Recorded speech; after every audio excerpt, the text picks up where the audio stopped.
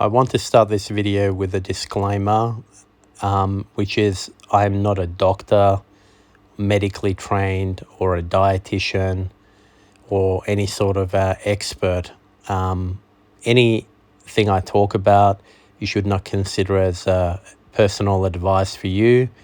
I suggest you do your own research and form your own conclusions when it comes to undertaking a fast, in particular a prolonged one. And I would strongly suggest you get some medical advice prior to doing so. I myself have got medical advice in the past regarding fasting from my doctor based on my own blood test results, etc., and my own health profile. So, in other words, do your research. Don't take anything I say as like a template for you to base your fasting on. And if you deem it necessary, it might be advantageous to get some medical advice before you undertake a fast. That said, so I came about wanting to do this 10-day fast, not as a whim. I've been thinking about prolonged fasting for a while because I've read about, benefits, etc. Furthermore, with my keto and intermittent fasting, I've sort of reached a point where I was stuck at around 102 kilograms and not much has been changing. And especially when I got sick and there was a pause to my intermittent fasting and keto, it basically made it harder to sort of get back into it. So I thought, all right, I'm feeling better now. I'm going to give this a try and see how I go. I don't have a gun to my head. I'm just doing this basically as an experiment, personal experiment, and to see how it affects my health and also whether I have the willpower to complete it in first instance.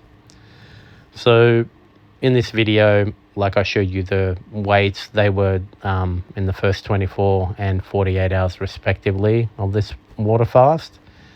And also what I did on this 48-hour water fast, which was basically did the heavy ass farmer's walks with 168 kilos. And they say don't exercise heavily when you're fasting, but I'm going by how I feel and taking it under my own advisement, what I do and do not do. And that said, I drink tea, green tea, and black tea, and also occasional black coffee. Now, what I've found is that is something that's not considered to break the fast. So I'm happy with that.